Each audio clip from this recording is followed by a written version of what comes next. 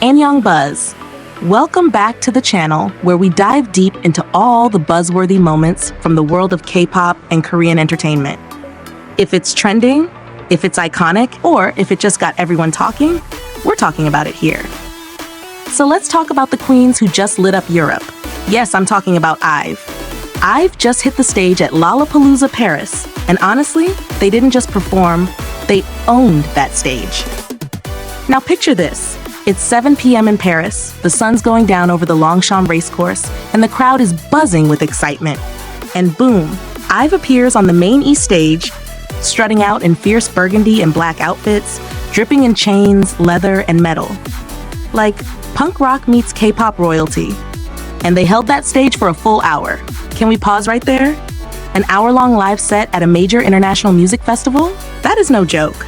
That's the kind of spotlight usually reserved for global pop icons. But IVE?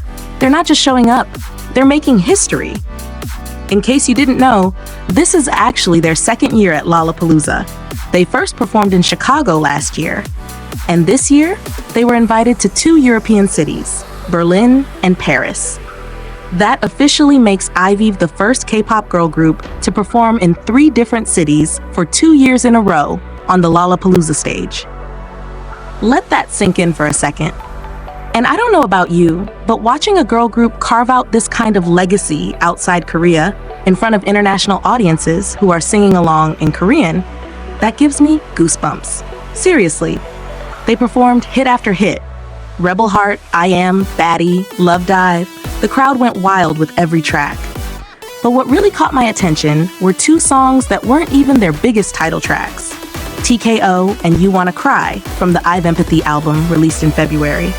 And y'all, the reaction to those songs was incredible. It wasn't just casual clapping or polite cheering. The crowd was singing along, screaming, vibing hard. And the lyrics, all in Korean. That's what blows my mind, how global the K-pop wave has become. Like, I remember when K-pop concerts outside Asia were rare. Now we have European crowds singing Korean lyrics like it's second nature. But okay, I have to bring this up because it shows just how professional IVE is. During the I Am stage, there was a sound issue. Yup, major sound transmission problem. Now, if it were some artists, that could have totally thrown off the whole show. But not IVE. They didn't panic, they didn't run off stage, they just powered through. And after that, they went back and performed both Rebel Heart and I Am, again from the beginning. Tell me that's not professionalism. Tell me that's not the sign of a group that knows what they're doing. I mean, these girls are still so young, and yet their stage presence, it's veteran level. And let's talk about the closing moment. Their final song was All Night, which is this beautifully sentimental track. And they closed it by leading the entire crowd in a sing-along, in English. The energy totally shifted into something more emotional and connected. You could literally feel the audience soaking up the moment. Like, you know that feeling after a really great concert where your heart's kind of full and you don't want it to end? That was the energy. And IVE's message afterward? So humble and heartfelt. They said, from the moment I prepared for Lollapalooza to the moment I went on stage and interacted with the audience, I was happy and had fun. I'm grateful to everyone who welcomed me so warmly. I will work hard to show you a better side of me in the future. Like, that kind of sincerity just makes me love them even more. And here's something fun to think about. Do you guys think IVE is becoming the next global girl group leader? They've got the hits, the visuals, the live vocals, the charisma, and now the international track record. Let's discuss in the comments, because honestly, I want to know what you all think. And while we're on the topic of global domination, let's not forget that IVE isn't slowing down anytime soon. Just 10 days after this massive Lollapalooza Paris stage, they're heading straight into another big event, the 2025 Coupang Play Series in Korea. Yup, IVE is confirmed to perform at both the opening ceremony and the halftime stage of the match between Team K-League and Newcastle United at Suwon World Cup Stadium. Okay, pause. A football match? Yes. A massive K-pop group performing at a sports event? Also yes. This is exactly what I love about K-pop. The versatility. One day you're headlining a global music festival in Paris, and the next, you're performing for tens of thousands of sports fans in a stadium in Korea. Honestly, I feel like K-pop is at this crazy cool point where it's not just about music anymore. It's culture, it's sports, it's fashion, it's global events. And IVE is right in the middle of that movement.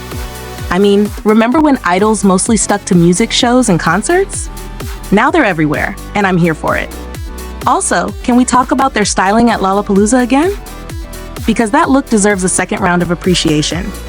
Burgundy and black, chains, leather, metallic details. It was giving punk, it was giving rebellion, and it was still very IVE. They're usually known for that elegant, futuristic girl crush vibe, but this edgier look, it totally suited the international festival stage. Actually, let me ask you all something. Do you prefer IVE's chic, modern K-pop style?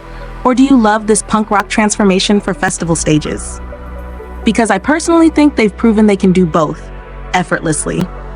Leave your hot takes below, because I know the fashion girlies and stylists in this fandom have thoughts. Also, while we're here, can we just appreciate how tight their live band performance was? I feel like K-pop doesn't always get enough credit for its live artistry. People are so quick to say, oh, it's all backing track, it's all pre-recorded. But when you hear IVE perform with a full live band, syncing perfectly with their vocals, the energy is different. It's raw, it's immersive, and it proves they're not just idols, they're performers. And one more thing that gave me chills, the fact that the audience knew every word. Like, when you look out into a European crowd and see people who probably don't speak Korean just belting out Love Dive like their lives depend on it, that's the power of global fan culture. That's the power of connection. And that's why I think groups like IVE are going to keep reaching bigger and broader audiences. Now, here's a question I really want to hear your opinions on. Do you think we're witnessing the start of IVE's global tour era? I mean, with the momentum they're building right now, back-to-back festivals in Berlin and Paris, a growing international fan base, and the confidence they're showing on huge stages, it just feels like a full world tour is coming, right? And imagine the set list. 11, After Like, Baddie, Kitsch, Supernova Love. Like, that's already a killer show. Add the band, add the visuals, and you've got one of the most anticipated tours in the fourth-gen scene. I feel like Starship Entertainment has been quietly setting them up for this global breakthrough, and now the timing might be just right. All right, Buzz fam, we've talked the stage, the fashion, the vocals, and the history making. Now I want to hear from you. What was your favorite IVE performance from Lollapalooza Paris? Did any of the deep cuts like TKO or You Wanna Cry surprise you? Do you think they're ready to go head-to-head with third-gen titans on the global stage? And most importantly, are you ready for an IVE World Tour? Drop your comments, tell me your thoughts, or just fangirl boy with me down there. You know I read all of them, and I love when you guys start those fun debates, so don't be shy. And if you enjoyed this video, don't forget to like, share it with your fellow dive friends, and of course hit that subscribe button so you don't miss the next big K-pop moment we'll be talking about right here. This has been Anyang Buzz, where the K-pop never sleeps, and neither do we. I'll see you in the next one. Bye.